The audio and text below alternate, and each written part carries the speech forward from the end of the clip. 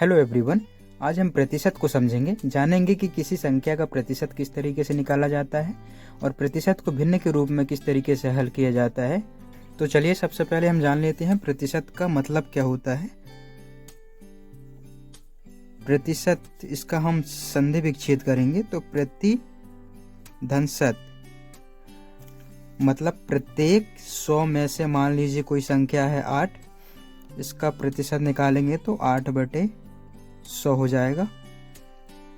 मतलब इस 8 में 100 का कितना भाग है, तो यहाँ पर क्या हो जाएगा 0.08। तो चलिए हम इसे कोई सवाल के माध्यम से समझते हैं। तो हमारे पास एक सवाल है, 50% का 50% कितना होगा। हम यहाँ लिख लेते हैं 50% का 50%।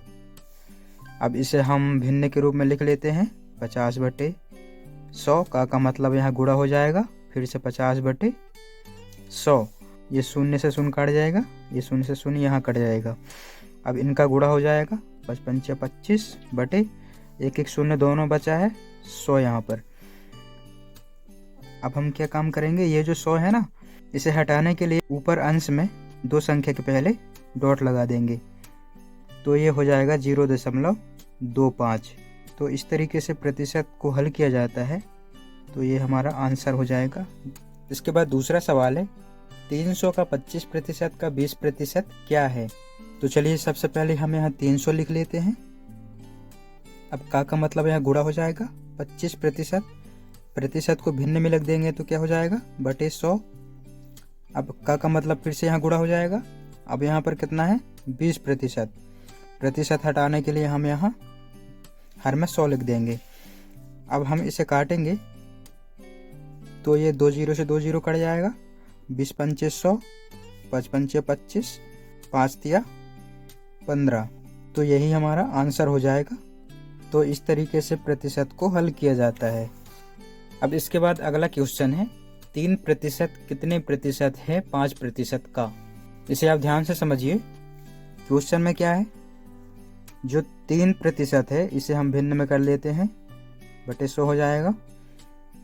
वो 5% का इसे भी भिन्न में कर लेते हैं, कितने प्रतिशत है तो हमें नहीं पता, तो उसे हम x% मान लेते हैं। ये x भी प्रतिशत में है, तो इसे क्या काम करते हैं भिन्न में कर लेते हैं। तो अगले स्टेप में 3/100 बराबर x/100 गुणा 5/100। तो हमें इस x का मान पता करना है कितने प्रतिशत है, तो इसके लिए क्या काम करना है, इनको उधर पहुंचा देते हैं। तो क्या हो जाएगा x बराबर, ये नीचे चले जाएगा, ये 3/100। अब ये ऊपर चले जाएंगे दोनों 100 गुणित 100 बटे में चले जाएगा 5। अब ये 100 से ये 100 कैंसिल हो जाएंगे। अब ये कितने बार में कट जाएगा 20 बार में। अब x बराबर कितना आ गया 20 या 60, यही आंसर हो जाएगा। अगला क्वेश्चन है, यदि x का 40% का 40% बराबर 40 हो तो x का मान क्या होगा। हम यहाँ डायरेक्ट करते हैं, x का मतलब गुणा 40%, इसे हम भिन्न में कर लेते हैं। अब इसके बाद का 40%, इसे भी हम भिन्न में कर लेते हैं, बराबर कितना है 40। जब हम इसे काटेंगे तो ये 100 कट जाएगा, ये दोनों 0 कट जाएंगे। अब हम ये 100 को उधर ले जाते हैं और इनका हम गुणा कर देते हैं। तो 4 चौके 16x बराबर 40 गुणित 100। x बराबर 40 गुणित 100 बटे 16। अब हम इसे 8 से काट देते हैं, 8 दूनी 16, 8 पंचे 40। इसे हम 2 बार में काट देते हैं तो ये 50 हो जाएगा, 5 पंचे 25। x बराबर आ गया 250। तो यही आंसर हो जाएगा। एक और सवाल समझ लेते हैं, यदि किसी संख्या का 20% 120 हो तो उसी संख्या का 120% होगा। तो सबसे पहले हम वो संख्या मान लेते हैं, हमें पता नहीं है, वो संख्या है x। अब इस संख्या का 20% क्या हो जाएगा, इसे हम भिन्न में कर लेंगे तो 20/100। इस संख्या का 20% कितना है 120। तो x बराबर क्या हो जाएगा 120 गुणा 100 बटे 20। ये शून्य से ये शून्य कट जाएगा, 2 छक्का 12, यहाँ x बराबर मिल जाएगा 600।